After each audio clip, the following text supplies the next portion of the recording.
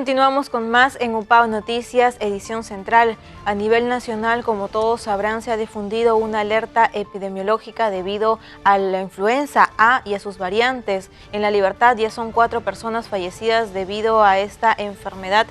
Y la verdad que algunos aún no conocen respecto a este tema. Por eso vamos a conversar a continuación con el doctor Javier Macías, él es jefe del área de epidemiología de la Dirección Regional de Salud. ¿Cómo está? Buenas noches, bienvenido a UPAO Noticias.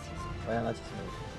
Bien, van 4 personas fallecidas hasta el momento con esta gripe. Ya se está dando unas campañas de vacunación, pero muchas personas no la diferencian de la gripe regular, por ejemplo, que nos puede dar normalmente. Así es. ¿Qué es la influenza A y sus variantes?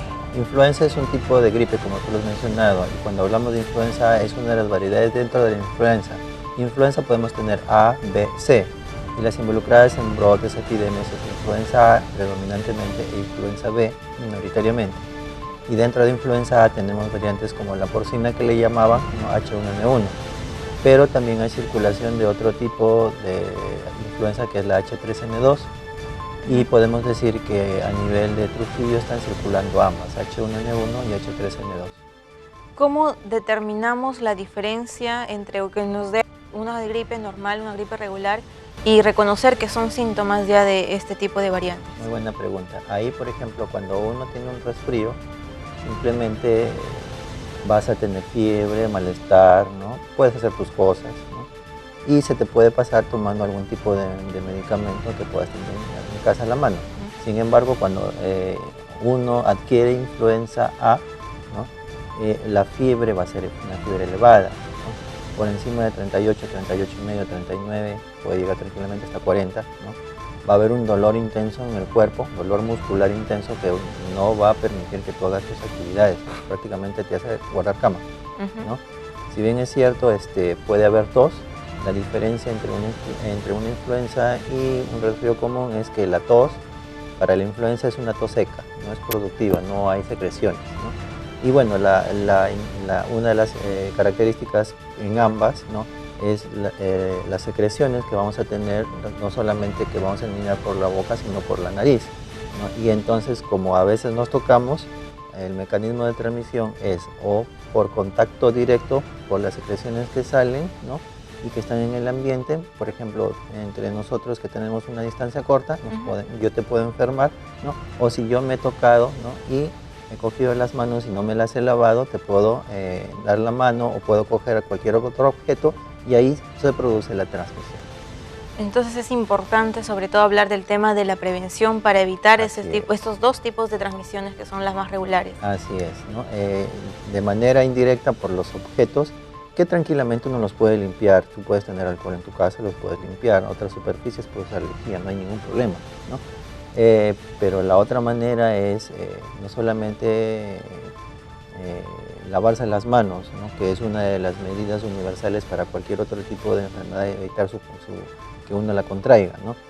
También está saberse cubrir, ¿no? Y qué utilizar y qué llevar cuando uno está estornudando o cuando simplemente uno está con resfrío o sospecha que tiene influenza. Por ejemplo, trajo los tapabocas para mostrarnos cómo es que se pueden utilizar cuando una persona está con esta enfermedad y evitar el contagio. Una medida sencilla, como comentábamos, ¿no? Es cubrirse, ¿no?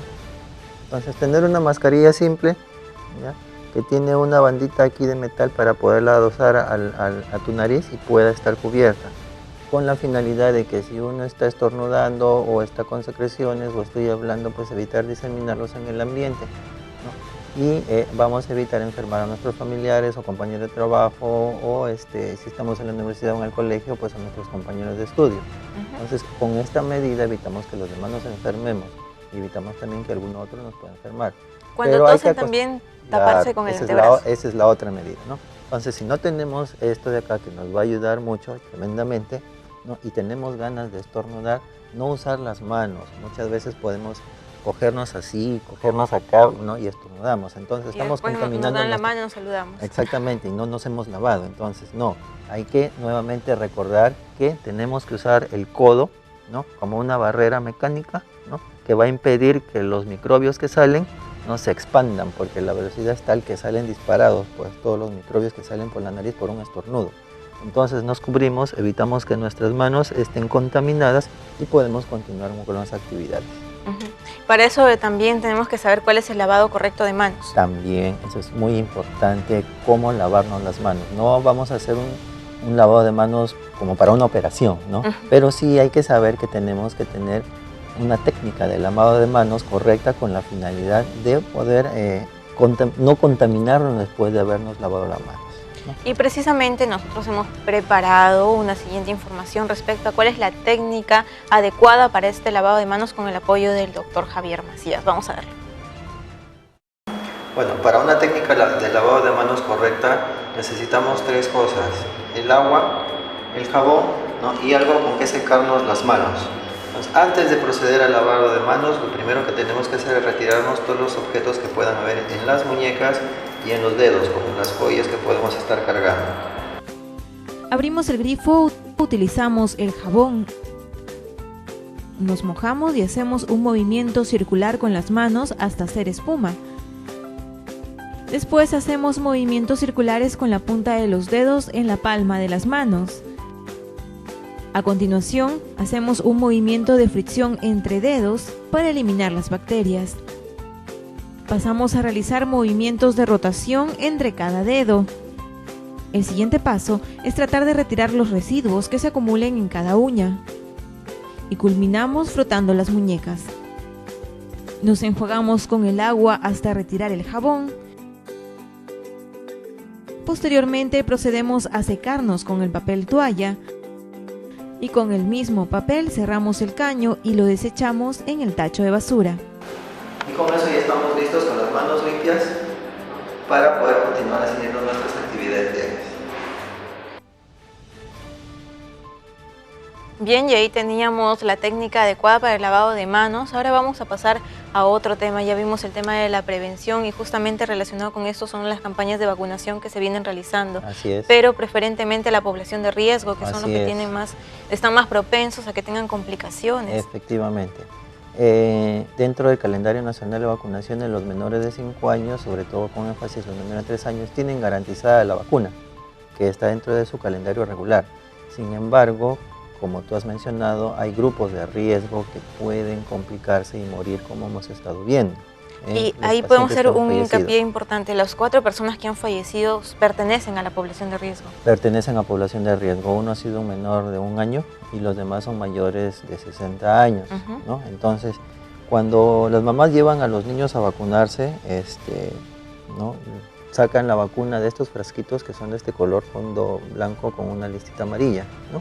Entonces, este de acá es una vacuna multidosis, porque acá hay para 20 vacunas para los niños.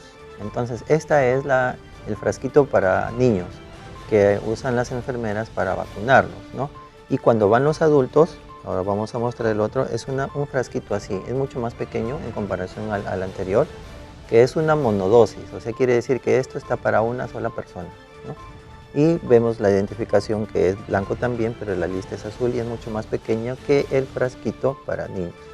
Entonces, estos son los dos tipos de presentación de la vacuna a nivel país y están disponibles en los establecimientos de salud de la región, con la finalidad, como tú has dicho, de que tanto los menores de edad como los grupos de riesgo, que son los mayores de 65 años, ¿no?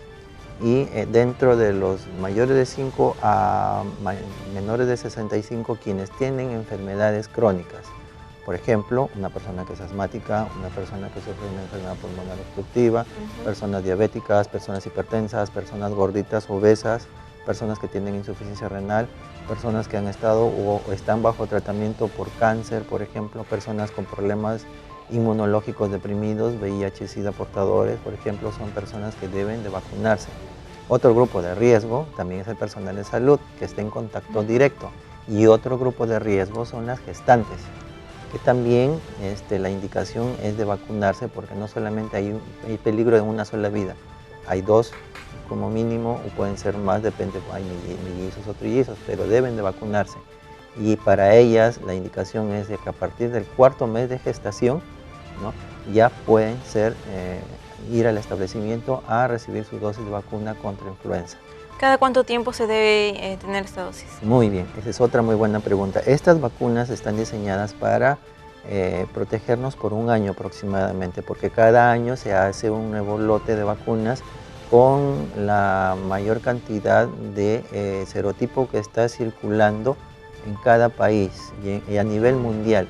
Supongo que hay muchas personas que ya han podido vacunarse y luego han sentido estos síntomas como si estuvieran enfermos de una gripe. Después esto se propaga, le dicen a los demás familiares o a los amigos no te vacunes porque al final vas a seguir enfermándote. Esta vacuna no va a dejar que uno siga contagiándose de gripe, sino que a la larga no vayas a tener complicaciones que puedan derivar en una muerte. Así es, ¿no? Lo mínimo que te podría pasar es una molestia en el momento de que te aplican la vacuna, ¿no? Y es lo usual, ¿no? Porque es un cuerpo extraño que está entrando para introducir una nueva defensa, ¿no? Y lo otro es que puedes hacer la manifestación, pero leve. O sea, igual puedes hacerlo, pero leve. No es tan aparatoso como si estuvieras frente a un cuadro de influenza declarado, claro, así con tos. No te va a dar así. Muy bien, doctor. Muchísimas gracias por acompañarnos esta noche. Nos ha dejado clarísimo todo el tema de la influenza A y las variantes que se están presentando actualmente en La Libertad y en todo el país en realidad. ¿Cómo podemos ubicarlo a usted? Si alguna persona tiene alguna consulta en particular que hacerle sobre esos temas. No, básicamente los que se sientan mal, que estén delicados, acudir a su establecimiento de salud más cercano o a su consultorio particular si es que acuden a un consultorio particular. Acá es muy importante el lavado de manos, es importante el cubrirse, es importante la vacunación si es grupo de riesgo, es importante no automedicarse, ¿no? Y es importante acudir a una consulta médica temprana.